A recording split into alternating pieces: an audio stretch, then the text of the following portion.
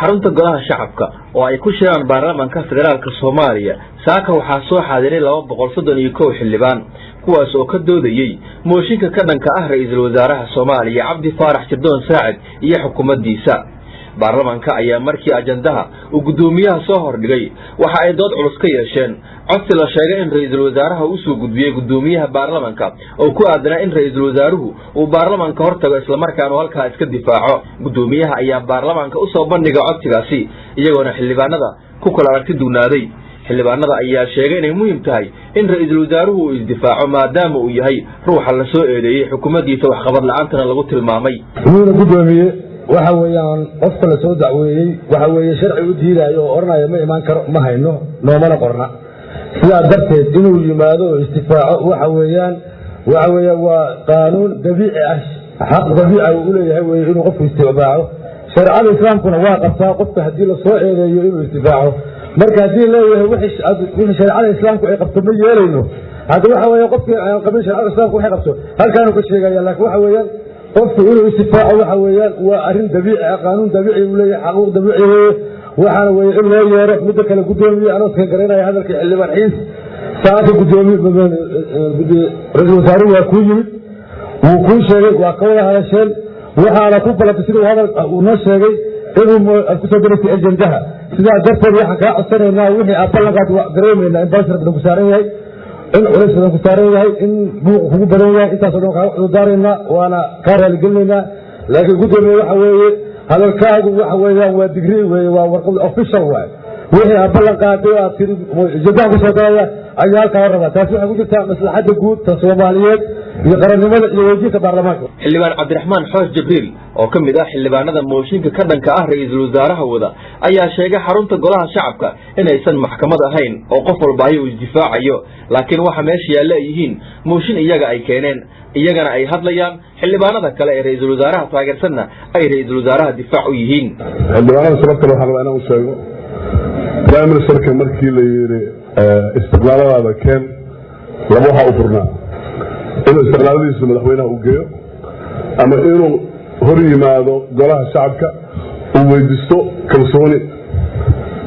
hadduu kalsoonina soo weydiisan lahaa xaq buu wuxuu u lahaan lahaa inuu na soo hor istaago uu kayskiisa present garayo laakiin ma samaynin taas waa lagula taliye hadda annaga waxaan keennay mooshin kala noqosho ah dadkii keenay mooshinka kala noqoshada ayaa xaq u leh inay hadlaan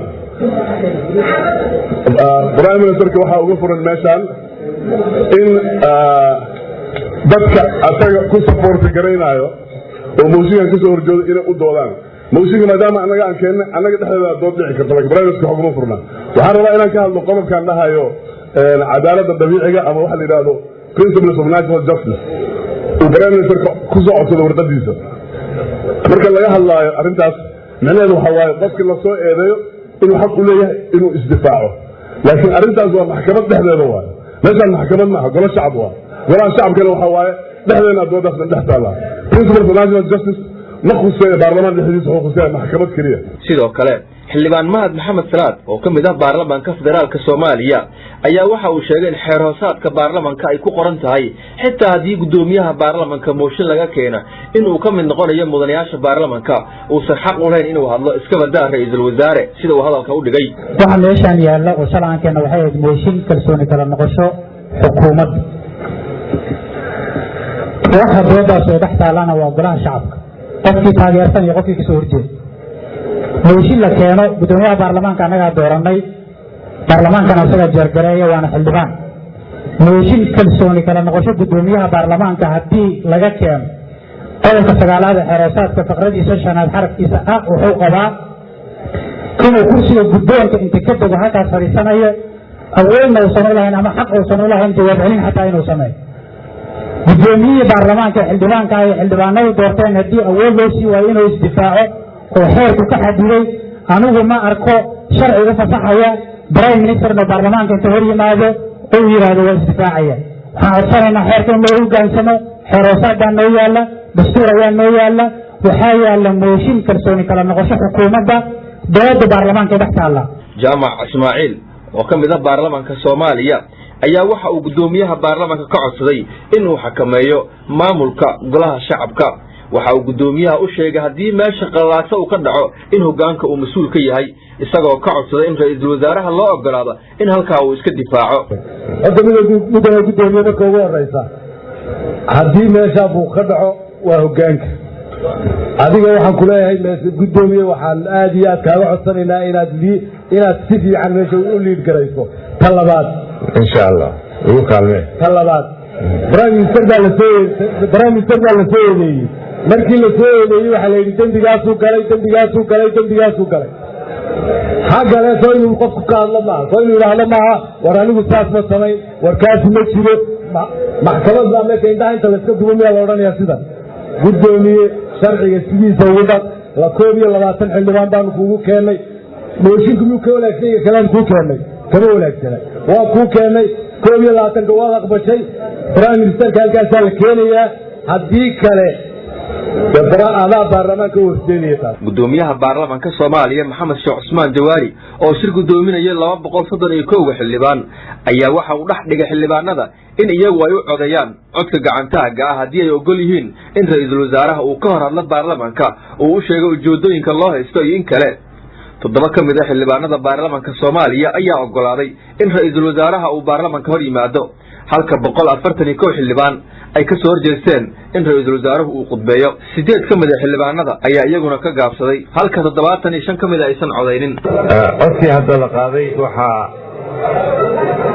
ka aamusay waxa ogolaatay 7 waxa diiday 141 ku darida ajandaha ayaa ka hadlaynaa xildhibaan dhageyso in ajandada lagu daro waxa ogolaaday 7 waxa diiday 141 waxa ka aamusay 8 waxaanan codeynin 75 marka la isku daro waxay noqonaysaa 231 meesha fadhiyo saadaradeed ajandada maanta lagu ma dari karo inta kadib waxa bilaabatay doodii caadiga ahayd ee baarlamaanka ay ku ballansanaayeen inay ka hadlaan xukuumadda xildhibaanada qaarkood ayaa sheegayay ceebo ay leedahay xukuumadda Soomaaliya halka kuwa kalena ay difaacayeen iyadoo doodaasi ay socoto ayaa waxa soo gabagaboobay waqtiga shaqada baarlamaanka xildhibaan Cabdi Xaashi Cabdullaahi oo kamid ah baarlamaanka Soomaaliya ayaa waxa uu xildhibaanada ka codsaday mooshinka ay wadaan inay sharciga ku saleeyaan wuxuu leeyahay baarlamaanku laba aqal buu ka kooban yahay aqalkan golaha